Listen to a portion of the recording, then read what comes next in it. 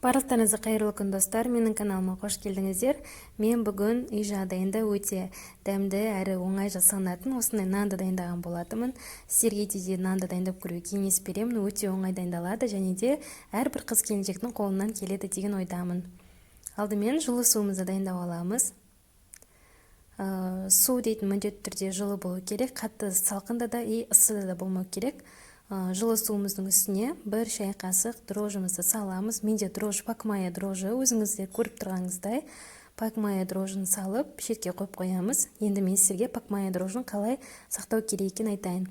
Міндетті түрде пайдаланып болғаннан кейін аузын осылай етіп жауып щипциямен жауып қойсаңыздар болады. Сол кездерде дрожж сізге ұзақ қызмет ететін болады. Енді ұнымызға тұзымызды салып жақсылап тұрып араластырып қоямыз. Көп адамдар дрожжды пайдаланып болғаннан кейін ашық тастап кетеді, и сонан кейін ол дрожж деген нанды көтеріп тастайды. Ұзақ сізге қызмет ету үшін бағанағыдай мен жасаған әдіспен жасауға кеңес беремін. Дрожжыңызды жақсылап тұрып суыңызбен араластырып қоясыз. Араласып болғаннан кейін ұнымыздың үстіне құямыз. Жақсы етіп бір келкі қамыр болғанға дейін елейміз. Мен бұл нанды күнде үйде қолмен елеп жүргендіктен маған қолмен елуге ыңғайлы.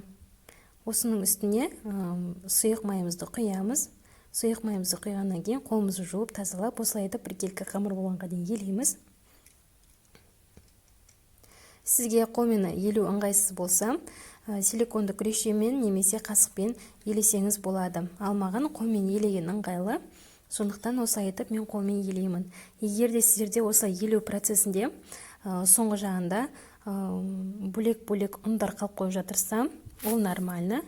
Ол ұндарды бөлек бір ыдысқа салып қойсаңыздар болады.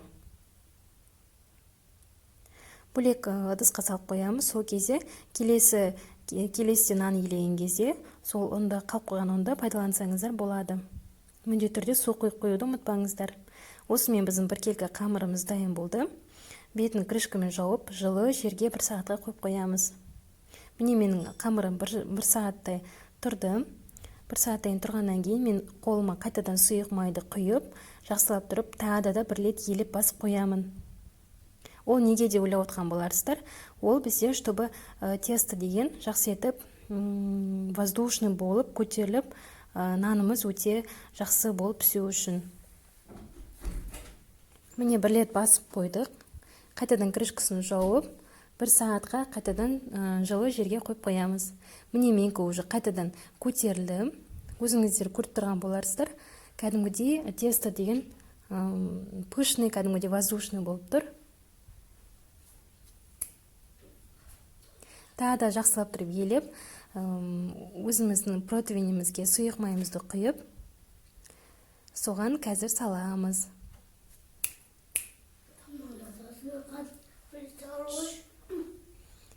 Противеніңізді дайындап болғаннан кейін дайын болған қамырыңызды үстіне саласыз. Салып, бетін полиэтиленді пленкамен немесе орамалмен жауып қойсаңыздар болады. Сізге қалай ыңғайлы. Қайтадан жылы жерге қойып қоямыз. Қойып болғаннан кейін міне біздің нанымыз жақсы болып көтерілді.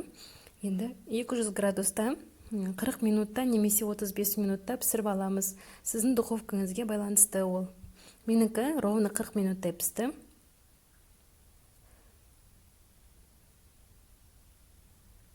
Шайыңызды қойып, жақсылап тұрып дайындап қойсаңыздар болады. Біздің уже нанымыз пісті.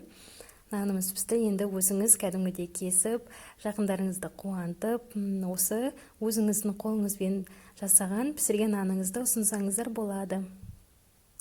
Видеоны соңына дейін қарасаңыздар, міндетті түрде подписаться етіп, лайк басып, түсінбеген жерлеріңіз болса, комментарийға жазсаңыздар болады. Мен сіздерге міндетті түрде жауап беретін боламын. Нан елеп білмейтін, нанды пісіре алмайтын достарыңыз болса, достарыңызбен бөлісуді ұмытпаңыздар. Барлықтарыңызға пока-пока.